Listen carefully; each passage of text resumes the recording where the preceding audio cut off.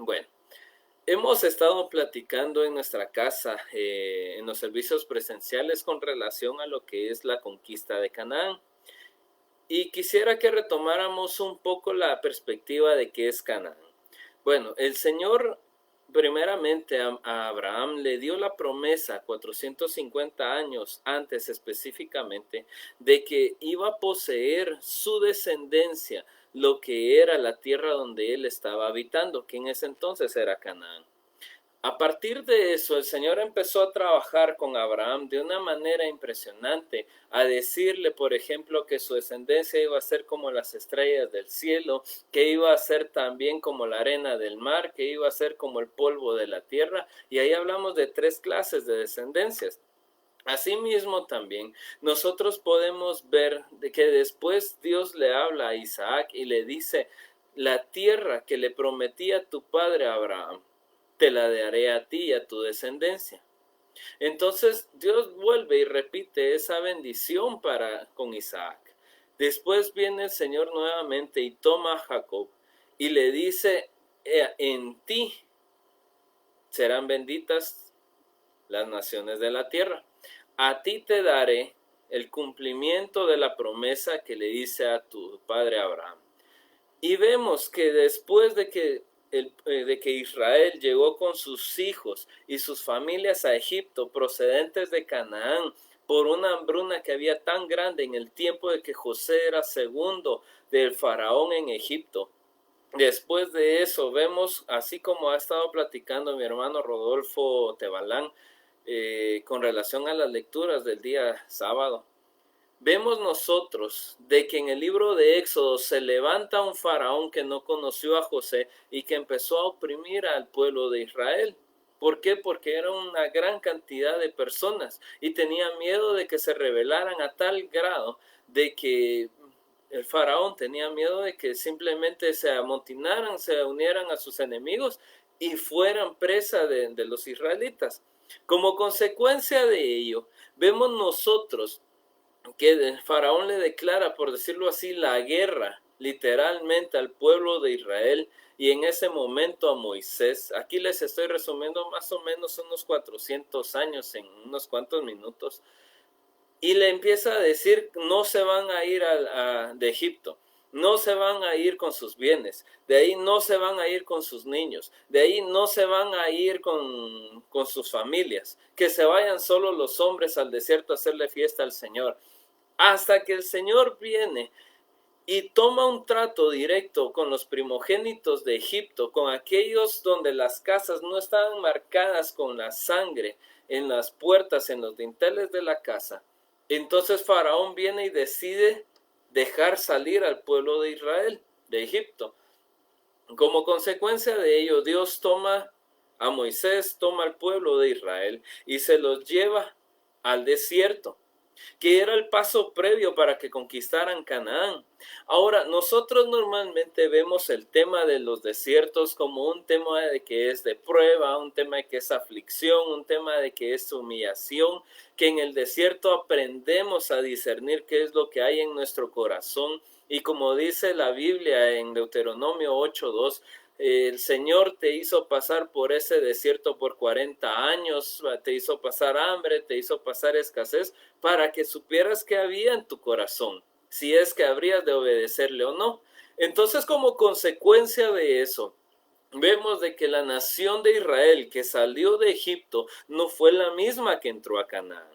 Entonces, a partir de ese momento, Dios toma el control de los hijos de los que habían nacido en el desierto y empieza a trabajar con ellos, y es con ellos con los que entran y conquistan Canaán, con los que no vieron la columna de fuego en el desierto, con los que no vieron la nube que los guiaba, con los que no vivieron cómo Dios hacía descender las 10 plagas sobre Egipto y que de esa manera vivían en libertad. Lo interesante de este caso, y por qué lo menciono todo tan así de esta manera, es porque Dios le dice en Deuteronomio capítulo 7 y versículo 2 al pueblo de Israel, y los llevaré a una tierra que fluye leche y miel, la tierra donde habita el amorreo, el eteo, el ebeo, el gergeseo, el fereceo, el cananeo y el fereceo, y el jebuseo, perdón. 7 naciones más grandes y más poderosas que tú. Entonces, a partir de ahí, nosotros nos damos cuenta de ciertas cuestiones. Por ejemplo, ¿dónde Dios se manifiesta en nuestras vidas? ¿Y dónde es que Dios trabaja día con día para que nosotros podamos ser llevados a la estatura del varón perfecto? ¿Dónde es que Dios trabaja en nuestras vidas a manera de que nosotros podamos alcanzar esa plenitud de Cristo?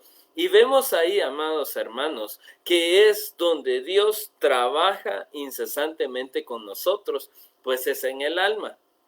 Figurativamente, nosotros somos seres tripartitos. ¿Qué quiere decir? Que tenemos espíritu, que tenemos alma y que tenemos cuerpo. A partir de ese momento, nosotros decimos, bueno, el espíritu regresa a Dios, que es el Padre de los espíritus. El cuerpo, al dormir nosotros, se queda aquí en la tierra, porque la Biblia dice, del polvo eres y al polvo volverás. Eso sí está en la voluntad de Dios, que durmamos. Pero el alma es con lo que Dios trabaja todo el tiempo. Nuestra alma en un momento dado se vuelve como la vasija de barro en las manos de Dios, que es lo que trabaja incesantemente para moldearnos, para convertirnos, para transformarnos en lo que habremos de ser. Recordemos que Romanos capítulo 4 y versículo 17 dice que Dios llama a las cosas que no son como si ya lo fueran. Entonces quiere decir que si Dios vino, por hacer una mención, Dios viene y le dijo a Satanás, hablándole de Job, ¿no has visto a mi siervo Job, que es perfecto, recto, temeroso y apartado del mal? Estaba mencionando 4 facetas de Job. Y Job, si nosotros lo analizamos, nos damos cuenta que tenía muchos, pero muchos defectos. Ahora, ahí viene lo que muchas veces nosotros le llamamos lo que es un espejo, porque entonces nosotros podemos empezar a compararnos con ciertas situaciones que se dan en el Evangelio para nosotros. La pregunta es, si nosotros empezamos a decir, no es que Job no oraba por sus hijas, es que Job no bendijo a sus hijas, es que Job aquí, Job allá, y Job, y Job, y Job. Ahora la pregunta es, ¿cómo estamos nosotros?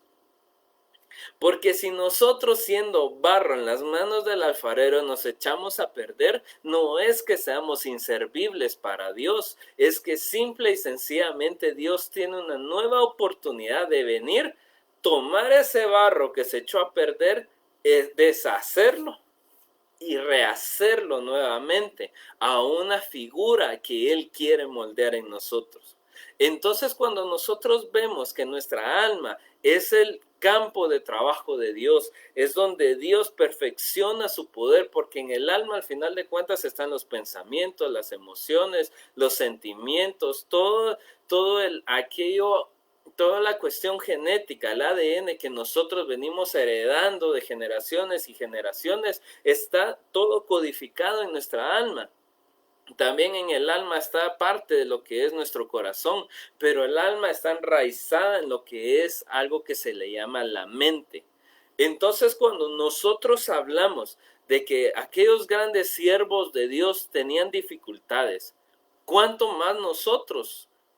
¿Por qué lo digo de esta manera? Y no porque sea menospreciativo hacia nosotros, sino porque, hermanos, nosotros no hemos visto la columna de fuego que guió a Israel, que los protegió. Nosotros no hemos visto una nube que va encima de nosotros y que se detiene para que nosotros nos detengamos. Eso se los hablo físicamente.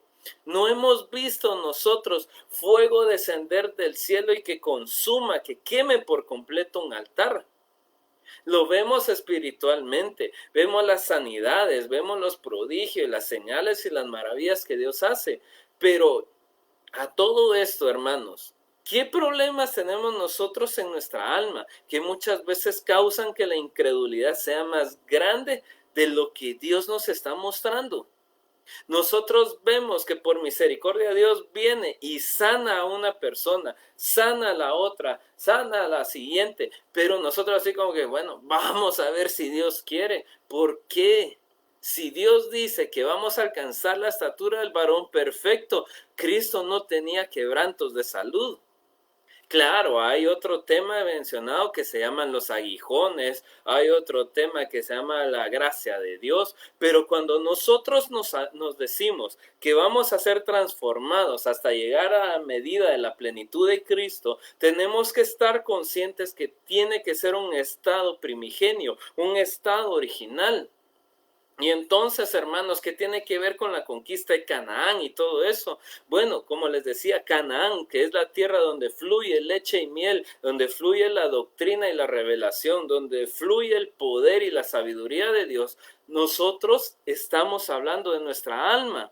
Porque si nosotros empezamos, y no hago alusión a lo que es la confesión positiva, pero sí hablo claramente aquí de algo importante, hermanos, y es de que nosotros en nuestra alma, si de una vez encapsulamos, no vamos a poder hacer las cosas. Gedeón tenía un conflicto interno, que era el menosprecio, y como consecuencia de eso puso a prueba a Dios en 3 ocasiones. Señor, si es a mí al que tú quieres enviar, entonces que llueva, pero es un vellón, pero hagamos de cuentas que es una sábana, una manta, pero que la manta esta no se moje. Y la siguiente, bueno, Señor, que llueva, pero que se moje debajo de la manta, pero la manta esté seca. Y la tercera, Señor, que llueva, pero que solo la manta se moje y que no se moje nada del suelo. Y vemos nosotros que Gedeón puso a prueba 3 veces a Dios. Eliseo, cuando vio que Elías subió, que fue ascendido, hasta los cielos, ¿qué fue lo primero que dijo? Tomó el manto de Elías que dejó caer y golpeó con ese manto las aguas y dijo, ¿dónde está Jehová, el Dios de Elías? Y lo tentó, lo puso a prueba. Entonces vemos nosotros una cadenita de situaciones que muchas veces nos afectan a nosotros también. Elías, dice Santiago 5:18, que fue un hombre sujeto a las mismas pasiones que nosotros tenemos. Entonces Dios trabaja con nuestra alma, Dios trabaja con nuestra mente, Dios trabaja con nuestro corazón, de manera que está tallando en nosotros todo el tiempo, todo el tiempo, todo el tiempo. ¿Y qué tiene que ver eso con las 7 naciones? Con el amorreo, el jerjeseo, el heveo, el eteo, el amorreo, el cananeo y el fereceo. Hermanos, tenemos que notar que cada una de esas naciones tenía un significado, una presencia.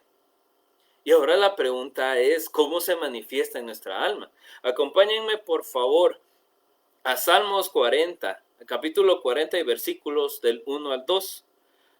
Yo voy a leerles la Reina Valera actualizada y dice de la siguiente manera. Salmo capítulo 40, versículos del 1 al 2 dice, al músico principal, Salmo de David. Pacientemente esperé a Jehová, y él se inclinó a mí y oyó mi clamor, y me hizo subir del pozo de la desesperación, del lodo cenagoso. Puso mis pies sobre una roca y afirmó mis pasos. Entonces, hermanos, ya nosotros a partir de ahí asentamos un precedente. ¿Dónde es que estaba este salmista, este siervo de Dios, el varón que dice el libro de Hechos que era conforme al corazón de Dios? Bueno, estaba en el pozo de la desesperación. Estaba en el lodo cenagoso. Entonces, ahora veamos qué es el pozo de la desesperación. Bueno, para comenzar, recordemos que nuestro pastor Rolando Trabanino estuvo platicando acerca de los pozos. Habló del pozo de Berseba, habló del pozo de Rehobot. Y entonces, hermanos, ¿existe algún pozo que tenga agua estancada? Porque citando un ejemplo, Génesis capítulo 26, menciona que Isaac con sus siervos vinieron y abrieron un pozo y encontraron aguas vivas, pero no las usaron, no las tocaron. Se fueron a abrir otro pozo, que fue precisamente el pozo de Rehobot. Y entonces, hermanos, viene la pregunta, ¿por qué no usaron esas aguas vivas? Así lo dice la Biblia. Ahora bien, contra lo que vemos nosotros en Juan, en el Evangelio de Juan, capítulo 7 y versículo 37, dice de la siguiente manera, el que cree en mí, de su interior correrán ríos de agua viva. Ahora nosotros nos volvemos esos pozos, pero si hay un pozo de la desesperación, entonces, hermanos, la pregunta es, ¿qué está corriendo en nuestro corazón? ¿Qué está corriendo en nuestra alma? ¿Cuál es la situación que podremos estar atravesando, que está causando problemas tan serios en nuestra vida, que nos lleva al punto de la desesperación, al punto de pensar que no tenemos ya control de la situación, que ya no tenemos control de nuestra vida, que ya no tenemos control de lo que está pasando a nuestro alrededor? Y entonces la pregunta es, ¿cómo nos sentimos ante eso? Nos podemos estar sintiendo impotentes, nos podemos sentir frustrados, y todo eso en una escala de esta parte, de estar en paz y en reposo con Dios, bajamos a estar intranquilos, de ahí bajamos a la incertidumbre, de ahí bajamos a la duda, y si se dan cuenta ya mi mano se perdió de la pantalla. Y luego viene la desesperación y la aflicción y así hasta llegar a tocar fondo. Entonces, hermanos, cuando nosotros vemos esa situación, podemos hacer esta analogía, que al fondo del pozo de la desesperación estaba el lodo cenagoso. Y aquí les voy a leer algo interesante. Dice de la siguiente manera: cenagoso es igual que cieno. Debido a su consistencia, según el diccionario de la lengua española, dice, cuando se acumula una gran cantidad de cieno puede resultar difícil avanzar sobre él, sobre este tipo de lodo. Una persona que hunde sus pies en el cieno de este modo puede resbalarse o tener que hacer un gran esfuerzo para levantar los pies y dar pasos. Si un río o en una laguna el nivel de agua es bajo, también es posible que una embarcación quede varada en el cieno. El concepto de cieno, por otra parte, puede utilizarse de manera simbólica para nombrar aquello que resulta sucio, desagradable, escabroso o indecoroso. Ahora, tal vez solo pegándole un pincelazo a ese tema de indecoroso, recordando un poco, dice el apóstol Pablo, que nosotros cubrimos nuestras partes más indecorosas de forma decorosa, dice una versión de Biblia. Ahora yo te pregunto, ¿habrá algo indecoroso en tu forma de caminar, en tu forma de pensar, que todavía cuando te has sorprendido en ese momento te ha dado vergüenza? ¿Habrá algo desagradable para ti que sabes que te está estorbando firmemente en tu caminar con Dios, que constantemente se vuelve una piedra de tropiezo, que se vuelve una piedra en la cual, como dijo el corito, dicen por ahí que me tropecé con la misma piedra? Y entonces la pregunta es, ¿qué está pasando? ¿Por qué estamos quedándonos varados en esta parte? Porque pudiera ser de que de alguna manera, pues a nosotros nos metieron en esos problemas. Pudiera ser de que nos hemos visto tan afectados por la situación que hoy en día se está viviendo acerca del COVID, acerca de la escasez, acerca de la situación socioeconómica, a través de los problemas familiares, a través del desempleo. O sea, que al final esa burbuja de las situaciones que nos rodean nos estén haciendo que nos hundamos. Por ejemplo, dice que las similitudes con el lodo cenagoso es que la composición del lodo permite tener varias clases dependiendo del suelo y la cantidad de agua. Y existen tres grupos. Primero, el lodo como tal, que simple y sencillamente uno puede venir, pararse y no pasa ahí sí que un pequeño resbalón. Está el barro, que es con el que se forman normalmente las vasijas, los tazones artesanales o incluso hasta las escudillas. Por un rico pepián, diría alguien por ahí. Pero ahora viene lo interesante, y es que viene también el fango. Tanto en el barro como en el fango, estas dos clases de lodo, hermanos, se vuelve muy peligroso caminar.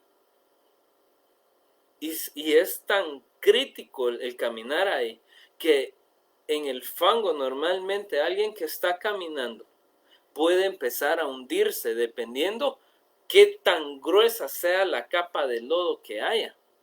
Lo que anteriormente nosotros veíamos en cuentos, que la arena movediza y que el pantano se traga a las personas, en realidad estamos hablando de un fango, hermanos, que es de una gran capa de tierra mezclada con agua, pero que al final de cuentas es tan pegajoso que no permite caminar. La definición de fango según el diccionario clave dice que es un lodo pegajoso y espeso que se forma generalmente en los terrenos donde hay agua estancada. Y por eso mismo te pregunto nuevamente, ¿qué clase de pozo somos nosotros? Porque si nosotros estamos dejando correr ríos de agua viva, estamos dejando fluir la presencia de Dios en nuestras vidas, ¿por qué hay lodo cenagoso presente? Porque el pozo de la desesperación muchas veces se ve tan de aquí a 5 centímetros enfrente de nosotros. Y fíjense que qué curioso, porque habían pozos artesanales en aquel entonces que los hacían casi a la similitud de lo que nosotros conocemos hoy como pozo ciego. ¿En qué sentido? En que el cuello del pozo sobresalía únicamente unos cuantos centímetros. No era algunos de ellos no eran así como hemos visto en las películas, que el cuello sobresalía hasta llegar casi a la altura del pecho de un niño de 5 o 6 años, o incluso hasta la altura de la cadera de una persona adulta. Muchos de esos pozos sobresalían entre 5 a 20 centímetros, entonces era fácil caerse.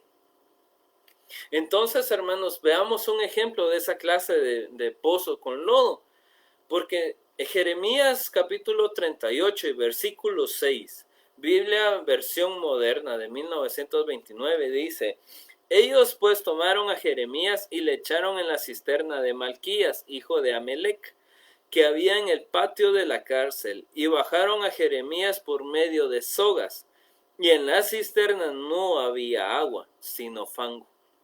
Y empezó a hundirse Jeremías en el fango. Entonces veamos ahí claramente, hermanos, dice que no había agua. Pero esto para mí, cuando dice que no había agua, era porque no corría agua en ese pozo. Ese pozo por algún motivo se había quedado sellado de los dos extremos, de la entrada de donde corre la vena de agua y donde sale la vena de agua del pozo. Hermanos, y para que eso sucediera y se llenara de tierra a modo de formar ese fango, imagínense cuánto tiempo pudo haber pasado, qué características y por qué tenían ese pozo así en el patio de la casa real. Y ahora la pregunta es, si la Biblia dice que nosotros somos real sacerdocio, ojo, real sacerdocio, dos funciones en una sola. Somos linaje escogido, somos nación santa. ¿Por qué podemos estar en un pozo con fango donde nos podemos estar hundiendo? Bueno, para comenzar aquí dice que bajaron a Jeremías con lazos.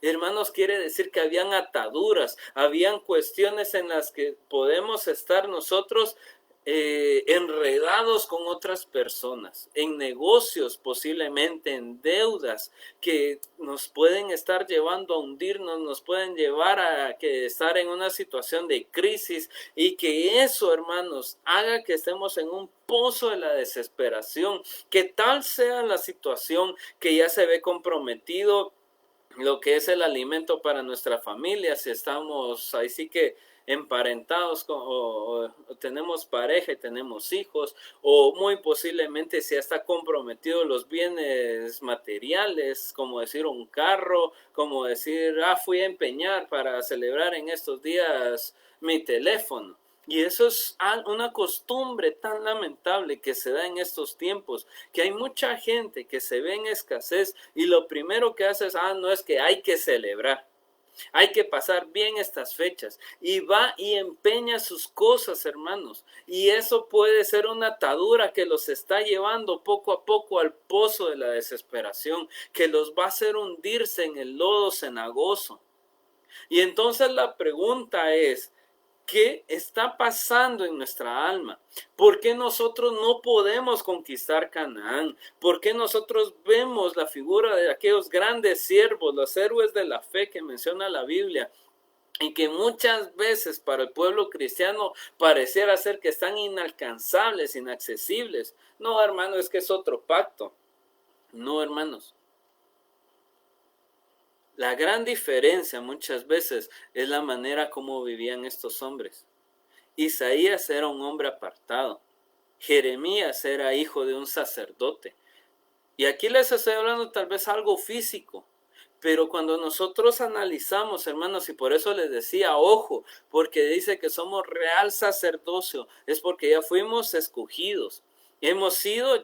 Fuimos escogidos desde antes de la fundación del mundo, dice el apóstol Pablo. Fuimos predestinados en el vientre de nuestra madre, que íbamos a alcanzar la misericordia de Dios, que íbamos a ser vasos útiles en sus manos. Pero, ¿qué sucede? ¿Por qué nosotros muchas veces no logramos conquistar? O como decía hace 8 días la pastora Marlene de Trabanino, porque a veces no podemos alcanzar aquello por lo cual fuimos alcanzados. ¿Alguna vez te has preguntado para qué fuiste alcanzado? ¿Alguna vez te has preguntado cuál es el propósito firme con el que Dios te ha dicho, mi hijo eres tú, yo te engendré hoy? ¿Alguna vez te has preguntado por qué viniste a este mundo? Porque si nunca lo has hecho, déjame decirte, tienes un propósito en Dios. Dios con un propósito firme y valedero te creó, te formó y te ha mantenido con vida. Muy posiblemente has estado enfrentando situaciones adversas y negativas, pero eso, déjame decirte, te tiene que alcanzar para llevarte a reconocer que solamente en Dios, a través de Cristo Jesús, que es el camino, la verdad y la vida, puedes alcanzar los propósitos de Dios para ti. Dios no va a cumplir tus sueños.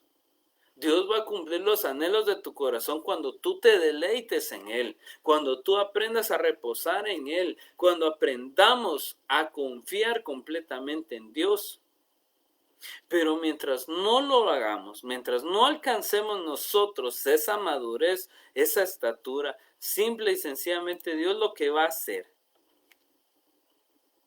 es dejar que nosotros hagamos nuestra voluntad. Y muchas veces nuestra voluntad nos va a llevar a este punto. Nuevamente y repito, ellos pues tomaron a Jeremías y le echaron en la cisterna de Malquías, hijo de Amelec, que había en el patio de la cárcel, y bajaron a Jeremías por medio de sogas. Nuevamente, fíjense, estas personas que habían estado rodeando en un círculo social al que Jeremías era enviado a predicar, fueron los que se encargaron de atar a Jeremías. Y en la cisterna no había agua. Entonces hoy te pregunto, ¿qué corre a través de ti? ¿Qué hay en tu corazón en este momento? Puede ser que alguien pues diga, no, yo estoy agradecido. Y eso, yo estoy agradecido. Y hermano, disculpe, conmigo no va el tema. Gloria a Dios. Pero puede ser que a lo mejor llegue a alguien este tema. Y sí, la pregunta es, ¿qué hay en tu corazón? Puede ser de que también sea alguien que simple y sencillamente está viendo y está percibiendo las cosas y no logra definir qué es, entre comillas, lo que ha estado haciendo mal. Pero hoy te pregunto, ¿qué has estado haciendo que te ha comprometido? Porque si estás en medio de un pozo de desesperación, tiene que haber un medio por el cual tú fuiste depositado ahí. Tiene que haber algo que hiciste, que tuvo una consecuencia y que como parte de ello ahora tú te sientes desesperado, te sientes afligido, te sientes hasta sin salida alguna. Y no es por decir el karma, porque el Señor lo reprende, esas cosas son otro rollo de otras creencias. Pero solo en Cristo vas a encontrar salvación. Hechos capítulo 4 y versículo 12 dice que no hay otro nombre dado a los hombres bajo el cielo por el cual nosotros podamos ser salvos. Y eso lo aprendió duramente el apóstol Pedro.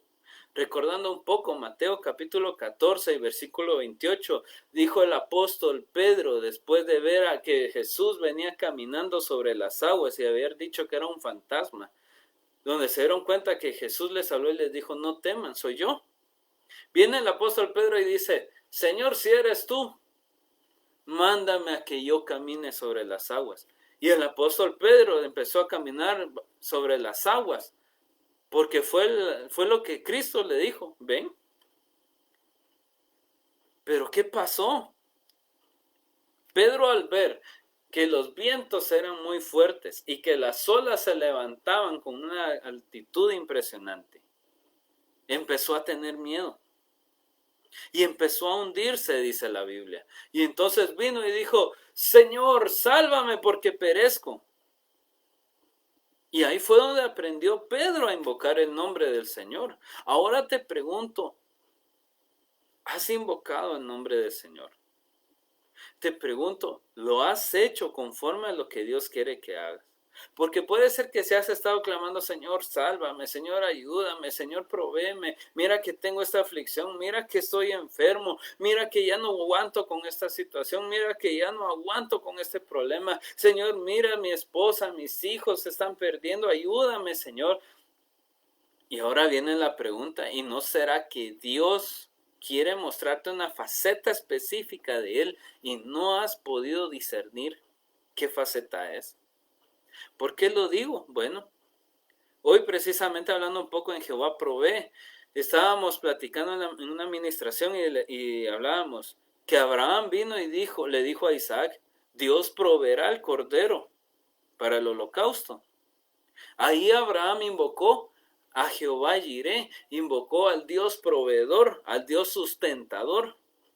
Vemos nosotros que cuando viene Moisés y ya en el desierto logran vencer a los amalecitas en una de las tantas batallas que tuvieron, viene Moisés y dice, Jehová es mi bandera, el Señor es mi estandarte. Y entonces Moisés aprendió a discernir que era a Jehová Nisí, al Señor que va adelante, el Señor de los ejércitos. Isaías en muchos de sus pasajes dice Jehová de los ejércitos. Jeremías se refiere a Jehová de los ejércitos. Su nombre de guerra es Jehová. Entonces vemos la manifestación como tal. ¿Y no será que tienes que aprender a invocar específicamente en una faceta de Dios? El nombre de Dios como tal. Porque puede ser que te estés sintiendo menospreciado, despreciado por los demás, te estés sintiendo hasta una gran vergüenza de ti mismo, estás sintiendo como dirían por ahí, la pena ajena. Pero ¿no será que tienes que invocar al Señor es mi justicia? ¿No será que tienes que aprender a invocar a Jehová Rafa, al Señor sanador? ¿No será que tienes que aprender en qué momento Dios se está moviendo y de qué manera sobre ti?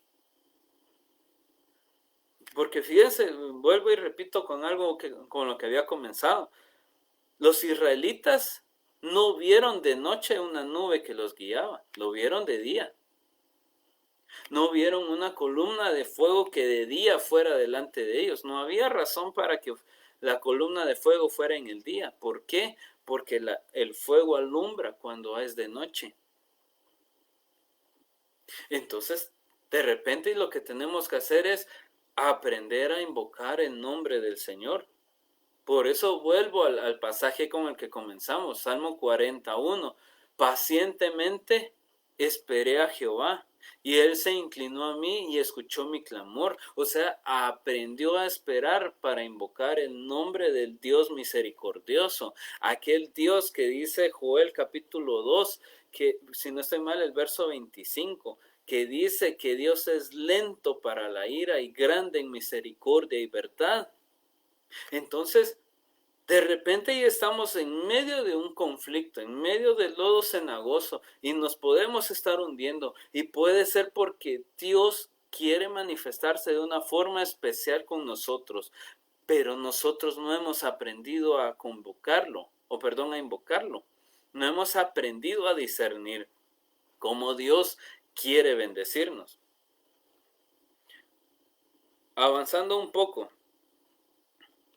Salmos capítulos 73 y versículo 2. En dos versiones lo voy a leer. Primero en la Biblia la palabra dice, pero mis pasos casi se tuercen, mis pies por poco y resbalan. Y recordemos un poquito atrás de que cuando hablábamos de las explicaciones del lodo, nos damos cuenta que el lodo dice que puede ser resbaladizo. Mismo capítulo, Salmo 73, 2, en la versión Corona de Jerusalén dice, por poco mis pies se extravían, nada faltó para que mis pasos resbalaran. Y entonces, hermanos, la pregunta es, ¿a quién tenemos que invocar? ¿Por qué es necesario que aprendamos a invocar? Bueno, Jueces capítulo 1 y versículo 1 y 2 dice que se reunieron las tribus de Israel e invocaron el nombre de Dios y preguntaron quién subirá primero. Y vino Dios y contestó, Judá subirá primero y lo acompañará Simeón, y Simeón significa el que es enviado, al que se hace escuchar.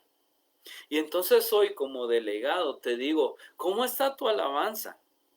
¿Cómo está tu forma de vida? ¿Cómo está tu corazón de agradecimiento para Dios? Porque puede ser de que este año tal vez no tuviste que atravesar la pandemia, no tuviste que sufrir esos estragos que muchos sí sufrieron. Pero a lo mejor te tocó que atravesar otra situación, algo como el desempleo, como una división familiar, como la muerte de alguien cercano a ti. ¿Qué pudo haberte pasado en este año? Porque el año al final 2020 fue un año de mucha prueba, de mucha lucha, de mucha batalla.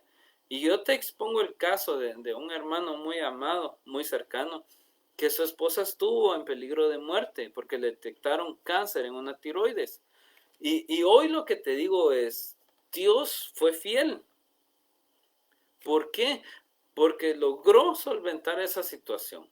Logró atravesar el proceso del tratamiento y bendito sea el Señor y por misericordia de Él. La esposa está ahí sí que vivita y coleando.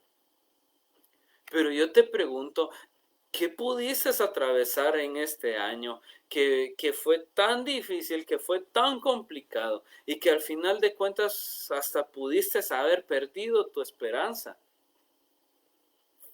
En vez de sentirte como aquellos árboles grandes, frondosos, como dice Jeremías 17, versículo 9, que bendito el varón que confía en el Señor, que será como árbol plantado junto a las orillas del río, que aunque venga el verano, aunque venga la escasez, aunque venga el otoño, sus hojas siempre van a estar verdes y siempre va a echar fruto. Tal vez en vez de sentirte así, te sentiste como que te hubieran talado.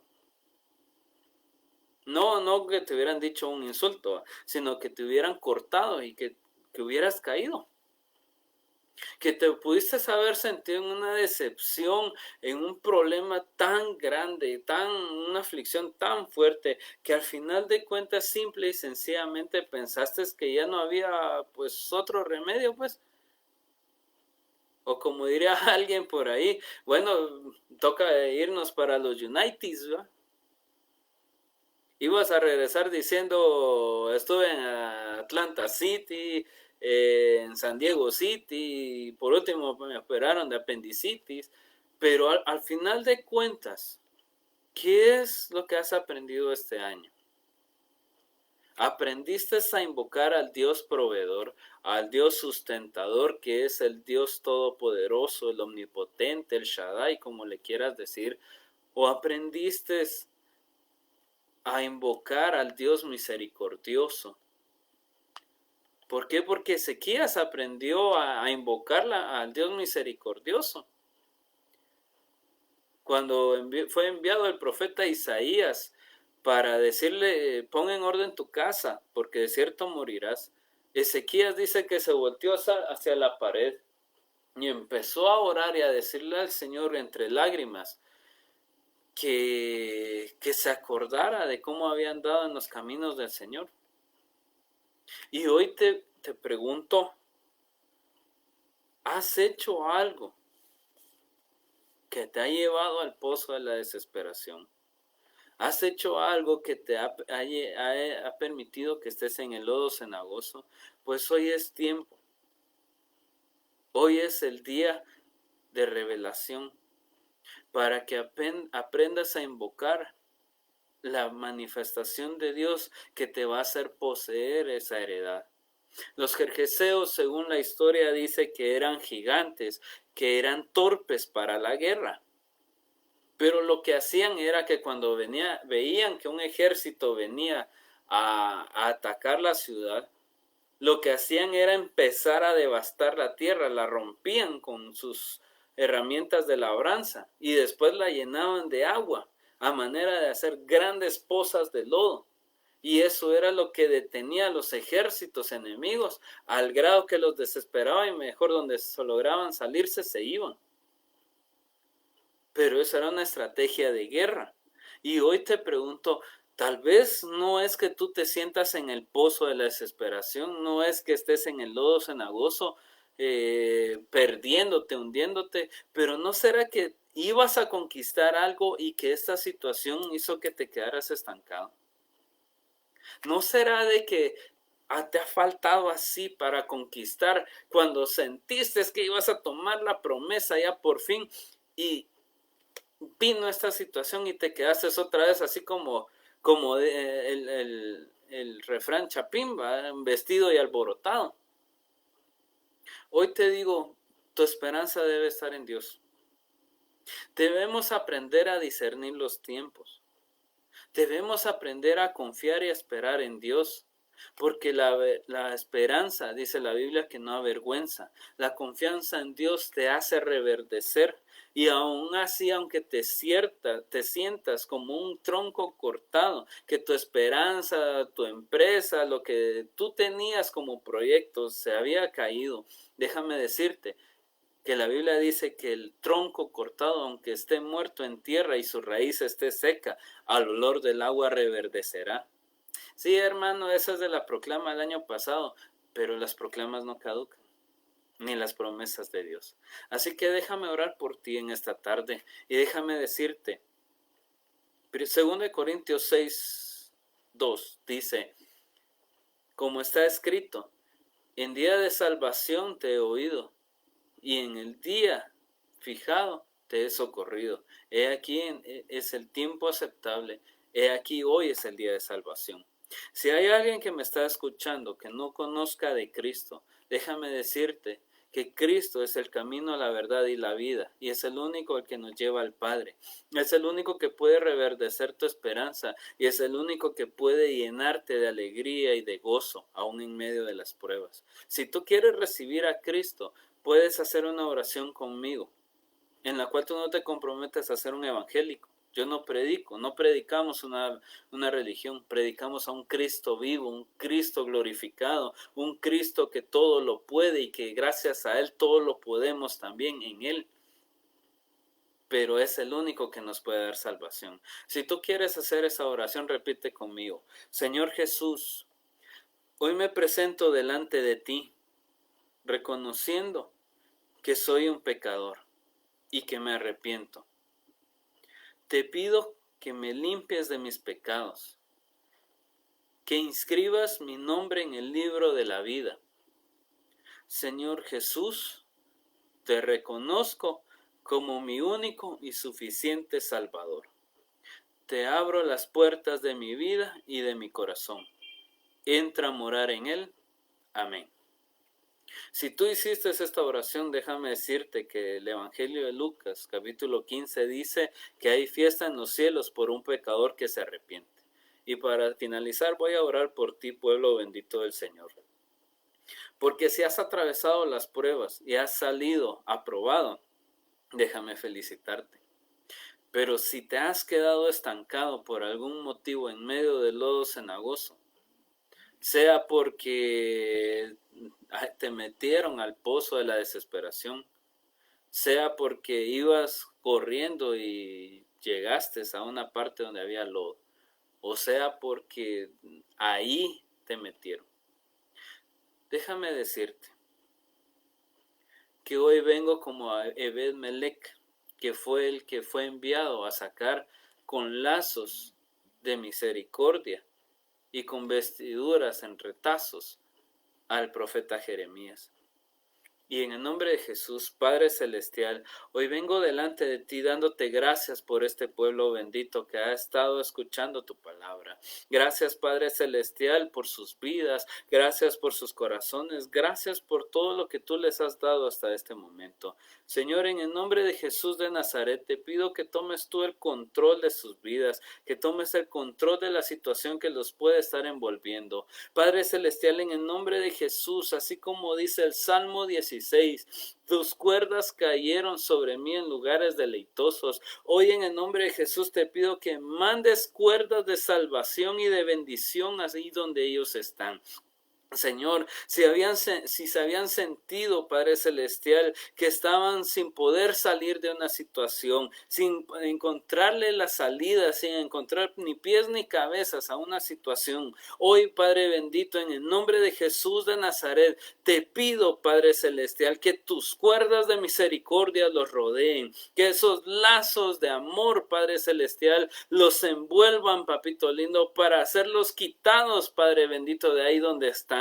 Y si había alguien que se sentía como el hijo pródigo, viviendo entre el lodo, anhelando aquellas algarrobas, la comida de los cerdos, anhelando, Señor, aquello, Padre bendito, que sabía que era despreciable para ti, hoy en el nombre de Jesús, que esas cuerdas de revelación de identidad vengan a sus vidas, Padre. En el nombre de Jesús, para que recuerden que son tus hijos. Para que recuerden, Señor, que en la casa del Padre hay comida, hay bebida, hay vestiduras nuevas, Señor.